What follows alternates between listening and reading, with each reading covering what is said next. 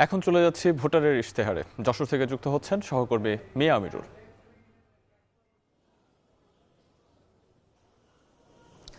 ধন্যবাদ সাহাব। ভোটারের ইশতেহার নিয়ে যশোর জেলা থেকে যুক্ত হয়েছি আমি মিয়া আমিরুল।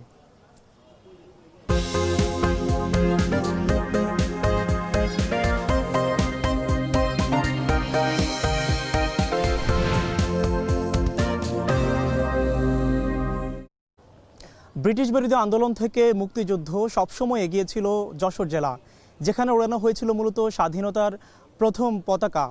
সেই জেলা থেকে আমরা যুক্ত হয়েছি। আমার ঠিক পেছনে রয়েছে প্রায় ২৫০ বছরের পুরনো যশোর কালেক্টরেট ভবন, যেখানে মূলত জেলা প্রশাসকের কার্যালয় রয়েছে। আজকে আমরা এখানে যুক্ত হয়েছি, এখানকার যারা শীর্ষস্থানীয় রাজনীতিবিদ রয়েছেন এবং সেই সাথে ভোটাররা রয়েছেন, সবার সাথে মূলত আমরা কথা বলবো। আসন্ন যে সংসদ নির্বাচন রয়েছে, ত্রয়োদশ জাতীয় সংসদ নির্বাচন, যেটি ঘিরে মূলত বলা হচ্ছে যে এটি হতে যাচ্ছে ইতিহাসের সেরা নির্বাচন। এই যে যশোর জেলার কথা বলছিলাম, নানা দিক দিয়ে সমৃদ্ধ, নানা দিক দিয়ে ঐতিহাসিকভাবে সেটি সমৃদ্ধর কথা। একই সাথে এই জেলায় যে অবকাঠামোগত উন্নয়ন থেকে শুরু করে যে মৌলিক অধিকারগুলো রয়েছে, সেটি নিয়েও কিন্তু নানা ধরনের কথা রয়েছে।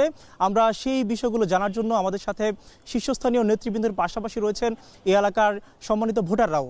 আমরা শুরুতেই একটু পরিচিত হতে চাই। আমার ডানে রয়েছেন যে দেলোয়ার হোসেন খোকন, সাধারণ সম্পাদক যশোর জেলা বিএনপি। আমার বায়ে রয়েছেন আবু জাফর সিদ্দিক, সেক্রেটারি বাংলাদেশ জামায়াত ইসলামী যশোর জেলা। আমার ঠিক ডানে শেষে রয়েছেন মোহাম্মদ নুরুজ্জামান, প্রধান সমন্বয়কারী জাতীয় নাগরিক পার্টি যশোর জেলা। আমার ঠিক বায়ে রয়েছেন প্রফেসর মোহাম্মদ সোলজার রহমান, শিক্ষাবিদ। এবং সামনে রয়েছেন যশোর জেলার সম্মানিত ভোটাররা। আমরা যেটি নিয়ে কথা বলছিলাম, যে মূলত যশোর জেলায় যে নানা দিক দিয়ে সমৃদ্ধ, যদিও নির্বাচন ঘিরে নানা ধরনের প্রত্যাশা থাকে জনমানুষের, সেটি নিয়ে আমরা কথা বলতে চাই। শুরুতে যেতে চাই যশোর জেলার যে বিএনপির যিনি প্রতিনিধি রয়েছেন, একটু আপনার কাছে জানতে চাই, সেটি হচ্ছে যে মূলত যশোরের ঘিরে মূলত ভোটারদের নানা ধরনের পরিকল্পনা রয়েছে। যদি আমরা যেমনটি দেখেছি এলাকায় এসে যে মূলত মাদক এবং চোরাচালান বড় একটি সমস্যা হয়ে দাঁড়িয়েছে। আপনাদের এখানে তো আপনাদের প্রতিনিধিরা নির্বাচন করবেন ৬টি আসনে। আপনাদের প্রতিনিধিরা যদি কোনো আসনে নির্বাচিত হন কিংবা ৬টি আসনে নির্বাচিত হন, আপনারা সেই ক্ষেত্রে এটি নির্মূলে কী কী ধরনের পদক্ষেপ নেবেন একটু যদি বলতেন। আসলে যশোর, আপনারা জানেন যে যশোর একটি সীমান্তবর্তী জেলা। এই কারণে এখানে মাদক এবং চোরাচালান এটি একটি ব্যাপকতা ছিল আগে থেকেই, যেটা আরও বেশি ব্যাপকতা পেয়েছিল বিগত সরকারের আমলে ১৬ বছরে। এটা ব্যাপকতা বাড়ে এবং তাদেরই পৃষ্ঠপোষকতায় এটা মাদকের কিনি ব্যাপকভাবে এখানে ছড়িয়ে পড়ে। আমরা এর বিরুদ্ধে সচেতনতা তৈরির জন্য চেষ্টা করছি। আমরা এখানে যে সমস্ত রাজনৈতিক দল আছে, আমরা সকলেই কিন্তু এ ব্যাপারে অন্তত একমত যে আমরা যারাই রাষ্ট্র ক্ষমতায় যায় না কেন, আমাদের প্রথম কাজ হবে আমাদের পরবর্তী বংশধরদেরকে রক্ষার জন্য এই মাদক মুক্ত যশোর আমাদের একটা উপহার দেওয়া। এছাড়াও এখানকার অন্যান্য সমস্যার কথাও কিন্তু জনমানুষের বলছিল। আপনারা সামগ্রিকভাবে আপনাদের ইশতেহারে আপনারা কি রাখছেন মূলত এই যশোর জেলাকে ঘিরে? আপনি যেহেতু আমরা আসলে যশোর জেলার অবকাঠামোগত উন্নয়নের বিষয়ে আপনারা নিশ্চয়ই জানেন যে বাংলাদেশ জাতীয়তাবাদী দল যতবারই ক্ষমতায় এসছে, আমাদের এখানে যশোরের নেতা ছিল জনাব তরিকুল ইসলাম, যিনি ক্যাবিনেট মিনিস্টার ছিলেন, এবং তার মাধ্যমে বেগম খালেদা জিয়ার হাত দিয়ে আমরা যশোরে ২৫০ বেড হাসপাতাল করেছি। আমরা এই বিজ্ঞান ও প্রযুক্তি বিশ্ববিদ্যালয় এখানে করেছি। আমরা যেটা মেডিকেল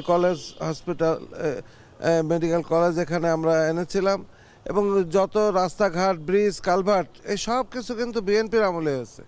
এই যে আপনি পিছনে যে বিল্ডিংটি দেখছেন, এটি কিন্তু একতলা একটি ভবন ছিল ব্রিটিশ আমলের, এবং এটাকে দোতলা করেছিল শহীদ প্রেসিডেন্ট জিয়াউর রহমান থাকতেই। এবং বিএনপির কাজই হচ্ছে আসলে অবকাঠামোগত উন্নয়ন এবং জনগণের ভাগ্য উন্নয়নের জন্য কাজ করা। ধন্যবাদ আপনার কাছে। আমরা আবারও আসবো। আমরা এবার যেতে চাই জামায়াতের যিনি প্রতিনিধি রয়েছেন আমাদের সাথে। আপনার কাছে একটু জানতে চাই, সেটি হচ্ছে যে আপনারা যে ইশতেহার করছেন নির্বাচন ঘিরে, আমরা দেখেছিলাম যে আপনারা বিশেষ করে মৌলিক অধিকার নিয়ে কথা বলছেন। যশোর জেলায় তো শিক্ষা এবং স্বাস্থ্য নিয়ে খুব একটা পরিস্থিতি ভালো নেই। আপনাদের অবস্থানটা কি এই ক্ষেত্রে, যে আপনারা কি পরিকল্পনা করছেন আগামী নির্বাচনে যদি কোনোভাবে প্রতিনিধি হয়ে আসতে পারেন, একটু বলবেন। ধন্যবাদ। এখন টেলিভিশন, আমার সহ আলোচকবৃন্দ, সম্মানিত দর্শকবৃন্দ, দেশ এবং প্রবাসী যারা আমার অনুষ্ঠান শুনছেন, সবাইকে আমার পক্ষ থেকে আন্তরিক সালাম এবং শুভেচ্ছা। বাংলাদেশ জামাত ইসলামী একটি কল্যাণমুখী রাজনীতি করে। তো আমাদের রাজনীতি সার্বজনীন। যদি আমি যশোর জেলার কথা বলি, তাহলে এখানে আমাদের শিক্ষা নিয়ে আমাদের যে পরিকল্পনা রয়েছে, আমরা শিক্ষার আমূল পরিবর্তন করতে চাই। বর্তমানে যে শিক্ষা ব্যবস্থা চলছে, এই শিক্ষা ব্যবস্থায় সুনাগরিক গড়ে উঠছে, এটা আমাদের মূল্যায়ন। কাজেই সভ্যতা, ভদ্রতা এবং দেশত্ববোধ যে শিক্ষা দিতে পারে, সে ধরনের একটা আমরা শিক্ষা ব্যবস্থা চালু করতে চাই। বিশেষ করে যশোরে একটি কৃষি বিশ্ববিদ্যালয়ের খুবই প্রয়োজন। এটা যদি আমাদের সরকার ক্ষমতা আসে, তাহলে আমরা এটা স্থাপন করার জন্য চেষ্টা করব। চিকিৎসা ক্ষেত্রে আমরা দেখেছি যে চিকিৎসা ক্ষেত্রে যশোর অনেক পিছিয়ে আছে। তো চিকিৎসা ক্ষেত্রটাকে এগিয়ে নেওয়ার জন্য আমরা এখানে যে হাসপাতালটি রয়েছে, আমরা একটা মেডিকেল বিশ্ববিদ্যালয় করার ব্যাপারে আমাদের চিন্তাভাবনা রয়েছে। যদি আমরা সুযোগ পাই, তো যশোরবাসীর জন্য আমরা চিকিৎসার এই পদক্ষেপটা আমরা বাস্তবায়ন করতে চাই ইনশাআল্লাহ। সকল সহযোগিতা। এবার আমরা একটু শুনতে চাই জাতীয় নাগরিক পার্টি এনসিপির প্রতিনিধি আমাদের সাথে রয়েছেন, আমার ঠিক ডানেই। একটু জানতে চাই, যশোরের কথা বলছিলাম, নানাভাবে সমৃদ্ধ। এখানটায় যেমন ফুলের রাজধানী বলা হয়ে থাকে এবং স্থলবন্দর রয়েছে বেনাপোলের। এই ক্ষেত্রে যে শিল্প কলকারখানা কিংবা অবকাঠামোগত উন্নয়ন, আপনারা যদিও নতুন রাজনৈতিক দল হিসেবে এসেছেন, নির্বাচন করছেন এবারে, আপনাদের ইশতেহারটা কি থাকবে এই ক্ষেত্রে ভোটারদের উদ্দেশ্যে, কিংবা আপনারা কি ভাবছেন যশোর জেলার উন্নয়ন নিয়ে সার্বিকভাবে যদি বলতেন? ধন্যবাদ। এখন টিভির সঞ্চালক, আলোচনায় অংশগ্রহণকারী এবং দর্শকবৃন্দ, ঐতিহ্যবাহী যশোর, ব্রিটিশের প্রথম জেলা যশোর, এই জেলার পক্ষ থেকে এখন টিভিকে ধন্যবাদ জানিয়েই বলতে চাই। একটা হচ্ছে যশোর বিশেষ করে শাকসবজি একটা উৎপাদনের ক্ষেত্রে শীর্ষে আছে সারা বাংলাদেশে। আমাদের যদি আমরা ক্ষমতায় আসতে পারি বা ক্ষমতার অংশীদার হতে পারি, তাহলে আমাদের প্ল্যান আছে যে যশোরে বড় মাপের হিমাগার বা এই যে শাকসবজি উৎপাদন করে সারা বাংলাদেশের চাহিদা মেটানো সহ বহির্বিশ্বে রপ্তানি করা যায় কিনা, সেটা আমাদের একটা প্ল্যান।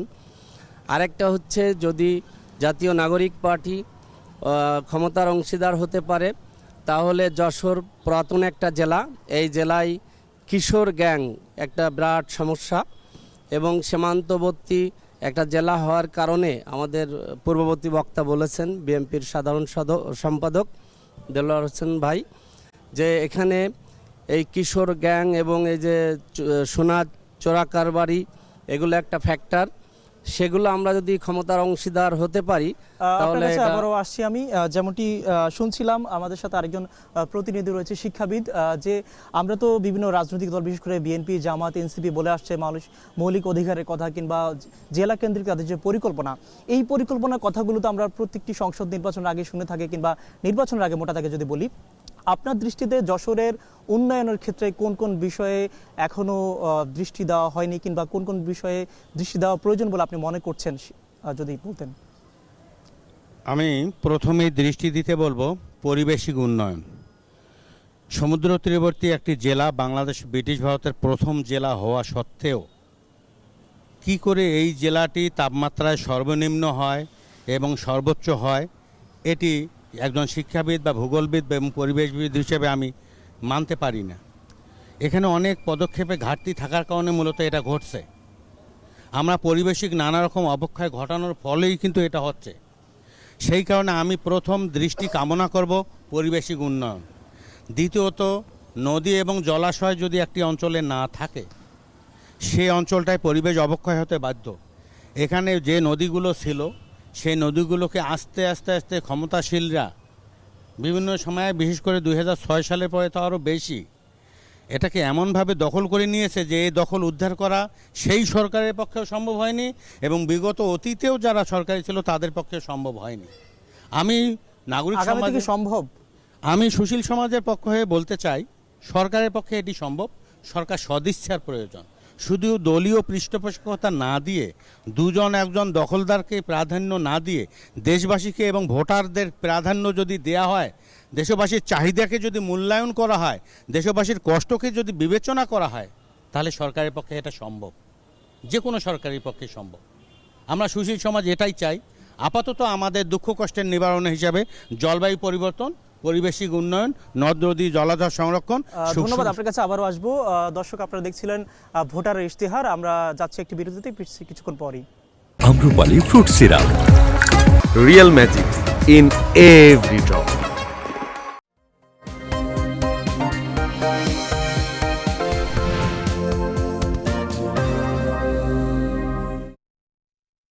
বিরতির পর আবার স্বাগত জানাচ্ছি। আমরা কথা বলছিলাম ভোটারের ইশতেহার। আমরা রয়েছি যশোর জেলা। আমরা এবার একটু কথা বলতে চাই, আমাদের সাথে রয়েছেন যশোর জেলার ভোটাররা। আমরা একটু জানতে চাই ভোটারদের যে কি চাওয়া পাওয়া রয়েছে আপনাদের কাছে, আগামী জনপ্রতিনিধিদের কাছে একটু যদি বলতেন। আমি জানতে চাই যে আমাদের দেশের শিক্ষকদের বেতন কাঠামো অবহেলিত, এটা আপনারা ক্ষমতায় গেলে এটা নিয়ে কিভাবে কাজ করবেন, এটা আমি জানতে চাই। ধন্যবাদ। আমরা শুনছিলাম যে শিক্ষকদের বেতন কাঠামো নিয়ে কথা বলছিল একজন। আমরা একটু আরেকজনের সাথে কথা বলতে চাই। এখানে কে প্রশ্ন করবেন? আপনি একটু প্রশ্নটি করবেন। আমার নাম মুকুল, হাজি মুকুল নামে আমি পরিচিত, অ্যাডভোকেট। আমি এখানে জানতে চাচ্ছি আমাদের বাংলাদেশ জামাত ইসলামী যশোর জেলা শাখার জেনারেল সেক্রেটারি আমার শ্রদ্ধেয় মুরব্বীর কাছে যে আমি একটি রাজনৈতিক দলের সাথে সম্পৃক্ত আছি। সামনে জাতীয় সংসদ ভোটের ক্যাম্পিংয়ে গেলে কিছু মানুষ বলে যে একটি রাজনৈতিক দলের পক্ষ থেকে বলা হয় যে আমাদের এই প্রতীকে ভোটটি দিলে জান্নাতে যাওয়ার সুযোগ আছে। আমি প্রশ্নটি বুঝতে পেরেছি। আমরা একটু কথা বলতে চাই। এখানে রয়েছেন আমাদের সাথে বিএনপি এবং জামাত সহ সব ধরনের রাজনৈতিক দলের প্রতিনিধিরা। আপনাদেরকে যেমনটি বলছিলাম, আমরা শুরুতে আবার একটু যেতে চাই। জামাত বিএনপির যে প্রতিনিধি তিনি রয়েছেন আমাদের সাথে। একজন বলছিল ভোটারের কথা, যে বিশেষ করে শিক্ষকদের বেতন কাঠামোর কথাটি বলছিল। সার্বিকভাবে যদি আপনারা নির্বাচিত হন, বিশেষ করে ভোট যেহেতু বেশি দিন বাকি নেই, সেক্ষেত্রে আপনারা কী ধরনের কাজ করবেন এটি নিয়ে? আসলে শিক্ষাই তো জাতির মেরুদণ্ড। আমরা আমাদের বিএনপির নির্বাচনী ইশতেহারেও আশা করি এটি আসতেছে যে বিএনপি যদি আগামীতে নির্বাচিত হয়, বিএনপি কিন্তু সকলকে নিয়েই সরকার গঠন করবে এবং এদেশের শিক্ষা ব্যবস্থা উন্নয়নের পাশাপাশি শিক্ষকদের বেতন কাঠামোর যে বিষয়টি ওনারা বলেছেন, তারা যেন একটু সম্মানজনক হারে বেতন পায় সে ব্যাপারে সর্বাধিক গুরুত্ব দেওয়া হবে। আরেকটি বিষয় জানতে চাই, সেটি হচ্ছে বিভিন্ন জায়গায় বলা হচ্ছে যে লেভেল প্লেইং ফিল্ডের ক্ষেত্রে প্রশাসনের পক্ষ থেকে বিএনপি কিছুটা সহযোগিতা বেশি পাচ্ছে। ব্যাপারটি, অভিযোগটি আসলে কেন আসছে? যশোর জেলাও আসছে এই ব্যাপারটি, কথাটা এটা কেন আসলে এটা ফেসবুক মিডিয়াতে আসলে এই ধরনের প্রচারণাটা আছে, কিন্তু আমরা প্র্যাকটিক্যালি যেটা জানতে পাচ্ছি, দেখতে পাচ্ছি, বিভিন্ন যে নির্বাচন প্রিজাইডিং অফিসার নিয়োগ, বিভিন্ন জায়গায় আমাদের মানসিকতার থেকে অন্য আরেকটি মানসিকতার লোকজনই আসলে বেশি ইনক্লুড হচ্ছে। বরং ঠিক আমাদের কর্মীদেরকে উল্টা জিজ্ঞাসা যে এই জায়গাটা, এই প্রশাসনিক ইয়েগুলো তাদের দখলেই চলে যাচ্ছে বেশিরভাগ, সেখানে লেভেল প্লেইং ফিল্ড থাকবে কিনা এই বিষয়টা। আরেকটি বিষয় জানতে চাই, সেটি হচ্ছে যশোর জেলা বিএনপির কথা বলছিলেন। আপনাদের 2000 সালের পরবর্তী সময় খুব একটা ভালো পরিস্থিতি নেই এই 6টি আসন যশোর জেলার। সেই ক্ষেত্রে আগামী নির্বাচনে বিএনপির যারা প্রতিনিধি রয়েছেন তাদেরকে জনগণ কিংবা ভোটাররা কেন ভোট দিবে, যদি একটু ছোট করে বলতেন। আমরা এইটুকু মনে করি যে বাংলাদেশের ইতিহাসে এই যাবৎকাল বিএনপি যতবারই রাষ্ট্র ক্ষমতায় এসছে, বিএনপি দেশের মাটি ও মানুষের জন্য কাজ করছে। এবং আপনারা জানেন যে আমাদের নেতা জনাব তারেক রহমান, উনি আমাদের বহুদিন আগের থেকে একটি পরিকল্পনার কথা বলেছেন, অর্থাৎ 31 দফার কথা আপনি বলছিলেন। ধন্যবাদ আপনার কাছে। আমরা আবারও আসবো। এবার একটু যেতে চাই জামায়াতের যিনি প্রতিনিধি রয়েছেন তার কাছে। একটি কথা বলছিল আমাদের ভোটারদের পক্ষ থেকে যে জামায়াতকে ভোট দিলে জান্নাতের টিকিট পাওয়া যাবে, আসলে কি পাওয়া যাবে? বিষয়টি সম্পর্কে আমার মূল্যায়ন হচ্ছে, যারা এই প্রশ্নগুলো সামনে নিয়ে আসছে এটা একটা সুপরিকল্পিত প্রশ্ন।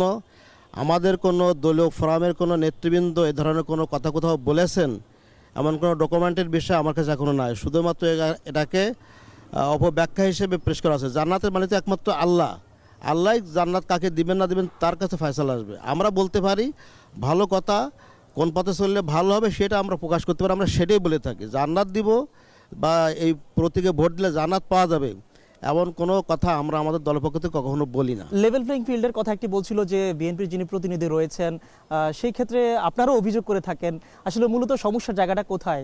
লেভেল প্লেইং ফিল্ড কি কোনো দলের পক্ষে লেভেল প্লেইং ফিল্ডের ব্যাপারে আমাদের অনেক দিনের দাবি, যাতে নির্বাচনের সবাই সমতা পায়, সমান অধিকার পায়।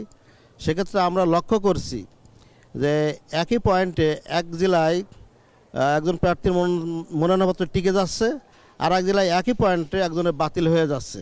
সেগুলো আমরা আমাদের দলের পক্ষ থেকে নির্বাচন কমিশনের কাছেও যোগাযোগ এবং কথাবার্তা বলা হয়েছে। আশা করি এগুলো নির্বাচন কমিশন থেকে সুরা হয়ে যাবে, কিন্তু আমাদের প্রত্যাশা ছিল। একেবারে আরেকটি ছোট করে জানতে চাই, বুঝতে পেরেছি সেটি হচ্ছে যে জামায়াতকে কেন ভোট দিবে জনগণ, এই এলাকার যারা মানুষ আছে, একেবারে ছোট করে যদি বলতেন কোন বিষয়টি দেখে ভোট দিবে জামায়াতকে? এলাকার মানুষ জামাতকে এই কারণে ভোট দিবে যে বাংলাদেশ জামাত ইসলামী একটি কল্যাণমুখী রাষ্ট্র প্রতিষ্ঠা করতে চায়, ন্যায় ইনসাফ ভিত্তিক রাষ্ট্র প্রতিষ্ঠা করতে চায়। এবং বিগত দিনে যখন বাংলাদেশ জামাত ইসলামী ক্ষমতার একটা ছোট্ট অংশ ছিল, আমাদের 2 জন মন্ত্রী 3টা মন্ত্রণালয় হ্যান্ডেলিং করেছেন, কিন্তু আমরা দেখেছি তাদের ক্ষমতা উত্তর, তাদের বিষয়ে একটি দুর্নীতি এবং আপনি সততার কথা দিয়ে বোঝাতে চেয়েছেন, ইনসাফ প্রতিষ্ঠা করবে বাংলাদেশ জামাত ইসলামী। সততার কথা দিয়ে বোঝাতে চেয়েছেন। আমরা একটু কথা বলতে চাই আমাদের সাথে যে এনসিপির প্রতিনিধি রয়েছেন। বিষয় হচ্ছে আপনারা তো নতুন রাজনৈতিক দল হিসেবে এসেছেন, জামায়াতের সাথে জোটে গিয়েছেন আপনারা, যদিও শুরুতে বলছিলেন যে জোটে যাওয়ার একটা বিষয় ছিল, বিএনপি কিংবা জামাত 2 দলই আপনাদেরকে অফার করেছে ভালো একটি সংখ্যক আসন। এই ক্ষেত্রে আপনারা তো নতুন বাংলাদেশের প্রত্যয় নিয়ে গঠন করেছেন কিংবা 24শে গণঅভ্যুত্থান, ছোট করে যদি জানতে চাই সেই ক্ষেত্রে আপনাদের পরিকল্পনা কি মূলত যশোর জেলাকে ঘিরে মূলত আপনাদের? ধন্যবাদ আপনাকে। আসলে জুলাই অভ্যুত্থান থেকে তৈরি আমাদের যে নাগরিক পার্টির জন্ম হয়েছে, তো আসলে বাংলাদেশের মানুষ ক্ষমতাকে বেশি পছন্দ করে। জাতীয় নাগরিক পার্টি 11 দলীয় জোটের সাথে অন্তর্ভুক্ত হয়েছে, জামাত ইসলামী বাংলাদেশ তার সাথে আছে, এবং আমরা মূলত আসন সমঝোতার মাধ্যমে এই ঐক্য হয়েছে। আমরা যদি এই জোট ক্ষমতায় আসে এবং আমরা ক্ষমতার অংশীদার হতে পারি, তাহলে আমরা একটি ইনসাফ ভিত্তিক সমাজ বিনির্মাণের জন্য চেষ্টা করব। যেমন আপনারা জানেন শহীদ ওসমান হাদি ভাই, উনিও এই একই কথাই বলতেন যে বাংলাদেশ গণ অভ্যুত্থানের মাধ্যমে। এখানে আপনাকে আমি বুঝতে পারছি, একটি কথা দিয়ে বলতে চাই, সেটি হচ্ছে যে এনসিপিকে ঘিরে মানুষের অনেক প্রশ্ন রয়েছে, যে বিশেষ করে আপনাদের নানা জন যে দুর্নীতি কিংবা অন্যান্য বিষয়গুলো নিয়ে, বিশেষ করে যে প্রশাসনের সুযোগ নিয়ে 5 আগস্ট পরবর্তী সময়ে এই অভিযোগের তীর যখন আপনাদের কাছে আসে, একবারে ছোট করে যদি বলতেন সেই ক্ষেত্রে আপনাদের বক্তব্যটা কি মূলত, কিংবা আসলে ভোটারদেরকে আকৃষ্ট করার জন্য আপনি কি বলবেন? আপনারা যেটা শুনে থাকেন বাস্তবে আসলে সেটা না। জাতীয় নাগরিক পার্টির জন্ম মাত্র 10 মাস। সো এখানে স্বাধীনতা উত্তর থেকে আজকে পর্যন্ত অনেক পুরাতন দল তারা রাষ্ট্র ক্ষমতায় ছিল, তারা যেভাবে রাষ্ট্রের সুযোগ সুবিধা বোঝে। অর্থাৎ আপনি বলতে চাচ্ছেন যে আপনাদের যেহেতু নতুনভাবে গড়ে ওঠা, সেটি ঠিক হয়ে যাবে পর্যায়ক্রমিকভাবে। আমরা একটু আরেকজন রয়েছেন আমাদের সাথে যে শিক্ষাবিদ, একটু সার্বিক বিষয় তো আপনিও শুনছিলেন, আপনাদের সাথে নিয়ে আমরা শুনছিলাম, দর্শকরা রয়েছেন এখানে। রাজনৈতিক দলগুলোর পক্ষ থেকে যেটা বলা হচ্ছে যে লেভেল প্লেইং ফিল্ড কিংবা শিক্ষা নিয়ে, স্বাস্থ্য নিয়ে, অন্যান্য বিষয়গুলো নিয়ে আপনার দৃষ্টিতে মূলত এই আসন ঘিরে, যেহেতু আমরা দেখছিলাম বিভিন্ন সময়ে হত্যাকাণ্ডের মতো ঘটনা ঘটছে, এরপর লেভেল প্লেইং ফিল্ডের কথা বলছে, আন্তঃকোন্দল হচ্ছে দলগুলোর মধ্যে, আপনার দৃষ্টিতে এই আসনে আগামী নির্বাচন ঘিরে পরিবেশ ভালো রাখার জন্য কেমন হওয়া উচিত দলগুলোর অবস্থান জানাবেন? আচ্ছা, আমি সুশীল সমাজের পক্ষ থেকে আগে বলতে চাই, বিভিন্ন দলের যে জবাবগুলো পেলাম, এর মধ্যে আসলে জনগণের চাহিদা চাওয়া পাওয়াটা কি তার দিকে একটু গুরুত্ব দিন। যেমন যশোর শহরে ক্রমবর্ধমান হারে যে যানজট, এটি কিন্তু বৃদ্ধি পাচ্ছে। আমরা আজ থেকে 30 বছর আগ থেকে এটার উপর কাজ করছি, সুশীল সমাজ দাবি জানাচ্ছি, স্মারকলিপি দিচ্ছি, মানববন্ধন করছি, আমরা কিন্তু সমাধান পাইনি বা প্রচেষ্টাটাও কার্যকরভাবে দেখিনি। আমি প্রবন্ধে লিখে স্মারকলিপি দিয়ে আমি নিজেও দাবি করেছিলাম, বকুলতলা থেকে একটা বাইপাস রোড যদি নোয়াপাড়া জোড়াবাড়ির সাথে কানেকশন দেওয়া যায়, যানজটটা কমে যেতে পারে। আর কি কি বিষয় হতে পারে, সড়কগুলো যদি একটু প্রশস্ত হয়, এটি একটি দাবি করেছিলাম। দ্বিতীয় দাবি, এখানে বেকারত্ব দূরীকরণের মতো বড় ধরনের কোনো উদ্যোক্তা বা প্রতিষ্ঠান নেই। আমার ব্যাপক পরিমাণ শিক্ষার্থী বা আপনাদেরই সন্তান বা এই যশোরেরই সন্তান তারা বেকার অবস্থায় আছে। বেকার অবস্থায় না থাকার কারণে তাদেরকে উপযুক্ত সময়ে বিবাহ শাদী দেওয়া যাচ্ছে না, ফলে সৃষ্টি হয়েছে নানা রকম জটিলতা। এই জটিলতা নিরসনে আপনাদের আরও এগিয়ে যাওয়া উচিত। শুধুমাত্র আশ্বাস নয়, বাস্তব পদক্ষেপ চাই। আমরা জনগণ, আমরা ভোটার। ধন্যবাদ আপনাকে। আমাদের আমরা কোনো বুঝতে দল নেই, পেরেছি আমরা আপনি বাস্তব যেমনটি পদক্ষেপ বলছিলেন কামনা যে করি। অবকাঠামোগত উন্নয়ন এবং সেই সাথে শিক্ষার বিষয়টি দেখার জন্য আমরা যশোর জেলার যারা রয়েছেন রাজনৈতিক দলের প্রতিনিধি এবং সেই সাথে ভোটার, তাদের সাথে কথা বলছিলাম। এখানে মূলত যে বিষয়টি উঠে এসেছে যে অবকাঠামোগত উন্নয়ন এবং সেই সাথে আগামী নির্বাচন ঘিরে যে পরিকল্পনাগুলো সেটি বলছিল, এবং আমরাও শুনছিলাম, ভোটারের ইশতেহারে আমরা যুক্ত ছিলাম। আগামীকাল ঠিক একই সময়ে বিকেল 4:30টায় আমরা ভোটারের ইশতেহার নিয়ে হাজির হব আপনাদের সাথে সেই সাতক্ষীরা থেকে। সেই পর্যন্ত আমাদের সাথে থাকুন। দেখার জন্য ধন্যবাদ সবাইকে।